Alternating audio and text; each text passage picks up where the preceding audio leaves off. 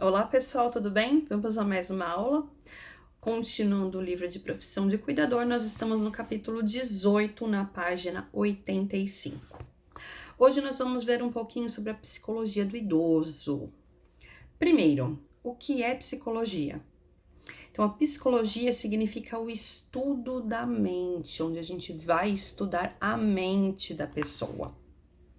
Então, todos os processos mentais, o comportamento dessa pessoa, as suas interações psicológicas, sociais, tudo isso envolve a psicologia. Mas isso acontece para promover a saúde e o bem-estar da pessoa, compreendendo os seus conflitos, as suas relações, os seus comportamentos. E o envelhecimento está dentro disso. Ele vem acompanhado de toda doença física e mental também. É uma situação difícil para o idoso, principalmente aquele idoso que mantinha uma vida ativa, né? E para sua família também. Então, é preciso, é essencial que você, cuidador, fique atento a esse tipo de situação, para entender os sentimentos tanto do paciente quanto da família, na fase inicial desse processo. Porque o idoso ele passa por uma grande transformação na sua vida, é uma grande mudança para o idoso e para a família também. Então é preciso compreensão e adaptação dessa situação. Fique atento a esse quadro inicial para não causar estresse, para também não evoluir para uma depressão. Aí no meu paciente, então é importante que você esteja atento a esses sinais. Mas como funciona a psicologia do idoso? Na página 87 a gente vai ver um pouquinho mais sobre isso. Então, nós temos a perda de algumas habilidades sensorial e motora. O que isso acontece? Vai impactar na saúde psicológica do idoso, na autoestima dele. Então, ele pode passar por uma sensação de estar sendo incapaz, de não estar conseguindo mais fazer as coisas. Ele deixa de lado família, amigos, ou às vezes até a própria família e os amigos se afastam dele nessa situação. Então, o ideal é que o idoso esteja sempre com alguma ocupação, com a mente ocupada, com o seu corpo ocupado também, para evitar outras doenças psicológicas. Então, o que você, cuidador, pode fazer? Manter o idoso sempre ativo, cultivar o hábito da leitura, isso é bom porque trabalha a mente da pessoa. Coloque uma música ambiente para relaxar, ficar calmo. Claro, uma música de acordo com o gosto musical do paciente. Estimula assim a memória, traz lembranças. Leva o idoso para caminhar, ver o céu, tomar um banho de sol, fazer algum exercício físico, isso é importante. Não responda pelo idoso, não fale por ele. E vamos também descobrir quais são os seus interesses, o seu gosto, o seu hobby, o que ele gosta de fazer para trazer isso para o dia a dia do idoso. Mas, antes de tudo, é preciso que você, cuidador, tenha empatia, se coloque no lugar do idoso, se coloque no lugar da família nessa situação que eles estão vivendo nesse momento. É um grande desafio, não é fácil, mas é aquilo que eu sempre digo para vocês: é preciso ter paciência, paciência, paciência e muito amor pelo que você faz. Só assim a gente vai conseguir ajudar nessas situações, até nas situações de dificuldade de memória do meu paciente. Quem nunca esqueceu onde pôs o óculos, onde pôs a chave, onde pôs o celular? Isso é comum. Porém, quando isso se torna com muita frequência, que geralmente acontece na fase idosa, aí a gente já tem que ficar um pouco atento nas atitudes e se preocupar um pouquinho com essa falta de memória. Então, aqui no nosso livro a gente tem alguns casos. Primeiro, o que é dificuldade de memória na parte do idoso? Então, se o idoso tiver dificuldade para lembrar algum fato, depois de um certo tempo que aquilo aconteceu, por exemplo, o que eu almocei, depois de uma hora eu já não lembro mais. Se ele não conseguiu absorver, somar coisas novas, se ele não lembra bem os fatos antigos, ele não consegue lembrar onde ele passou o Natal, por exemplo, o Ano Novo. Então, nós temos algumas dicas aqui no nosso livro que podem nos ajudar. Faça uma rotina, organize as suas tarefas, a tarefa do idoso, mantenha ele sempre em atividade, promover Também a ocupação da mente do idoso com jogos para ajudar na memória. E demência, o que é demência? O esquecimento do nome das pessoas, das coisas, de fatos, ou ele troca palavras. No quadro da página 89, a gente tem um pouquinho mais sobre isso. Então, se o idoso ele passa por uma dificuldade de encontrar uma determinada palavra para falar, se ele demonstra que ele não está compreendendo o que você está falando, ele tem dificuldade para ler, para escrever, não consegue conversar direito, ignora as pessoas que estão falando com ele para a frase no meio do que ele estava falando, fala coisas sem sentido, fala sozinho. O que você, cuidador, pode fazer para ajudar? Certifique-se que ele está olhando para você quando você está conversando com ele. Fala pausadamente, calmo, frases curtas, fáceis, diretas para ele poder entender.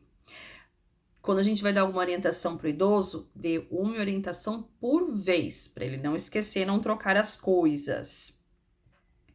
E outras dicas que a gente vai ver na nossa aula.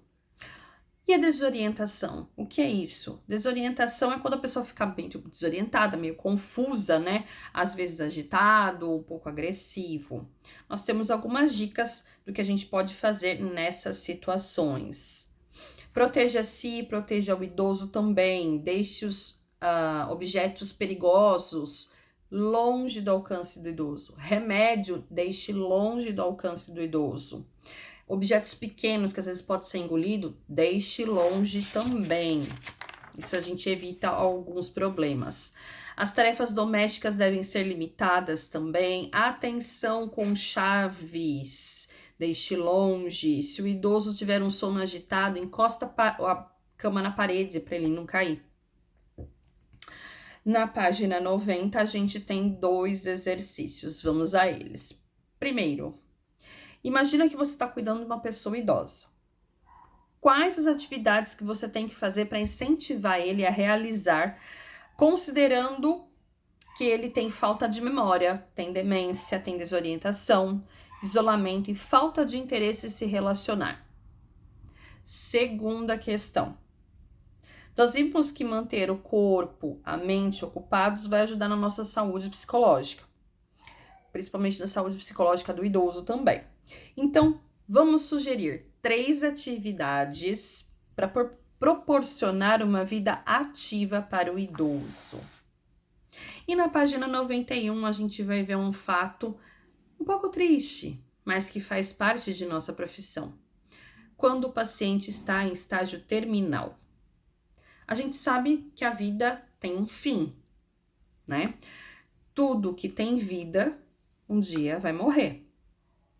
Mas essa angústia de a gente não saber como que isso vai acontecer, como que eu vou morrer, de que jeito, se dói, se o que acontece, tudo isso nos deixa angustiados até acontecer a morte. O cuidador faz parte desse momento que perturba a alma do paciente, a chegada da morte, né? Como se fosse um espelho da nossa própria caminhada até o fim da nossa vida. Então, quando a gente se depara com a realidade da morte, a gente costuma ficar um pouco triste, em solidão. Às vezes a gente vê pensamentos diferentes, né, ruins da nossa mente. Mas quando se cuida de alguém com alguma doença, a gente tem que estar preparado para isso, porque essa doença pode evoluir, o meu paciente pode piorar, e aí ele pode vir a falecer. Então, a gente tem que estar preparado para essa situação. Não se sinta culpado, nem fracassado. Eu não consegui realizar a minha função direito, por isso ele faleceu. Não. Os profissionais da área da saúde, eles enfrentam isso diariamente. Mas se a gente não se cuidar, podem surgir as doenças físicas também, os desgastes físicos no nosso corpo, como fadiga, enxaqueca, dificuldade para respirar, insônia, sentimento de impotência, choro, enfim, tanta coisa. A raiva, a culpa também pode estar acompanhada diante dessa situação. Então, é preciso que a família, que o cuidador reconheçam as limitações que mesmo que estejam com a melhor situação possível, isso pode vir a acontecer, pode acontecer a hora da morte. Então, cuidador, você, na sua jornada profissional, a gente aprende bastante sobre vida, sobre doença e sobre a morte. Cada paciente é diferente um do outro e passa também pelo fim da vida, cada um de uma maneira diferente. Isso faz com que você, cuidador, cresça profissionalmente. Então a gente tem que sempre saber que existe um fim. É doloroso, é difícil, mas ele existe. Então você, cuidador, tem que estar preparado para isso. Se a gente for capaz de entender, principalmente a linguagem verbal, não verbal do meu paciente, né? O olhar, o toque, o carinho, tudo isso vai ajudar para o fim que infelizmente existe. À medida que a morte vai se aproximando, é necessário que você haja como um acompanhamento fiel, dedicado ao seu paciente, mais ainda, para que esse momento final não traga um desgaste para você e nem tristeza demais ao nosso paciente. O cuidador requer tempo, então, para você mesmo. Dê um tempo para você mesmo, com grande frequência. Cuidar de quem sofre é sofrer junto. Então, por isso é um exercício de muito amor. Então, por isso você tem que se cuidar, cuidador. O que a gente vai fazer se o meu paciente morreu? Se ele faleceu em casa, eu tenho que ligar para a polícia para fazer os trâmites legais, a constatação da morte e depois o atestado de óbito. O corpo vai ser encaminhado para o IML ou para a funerária para estar verificando então a causa da morte.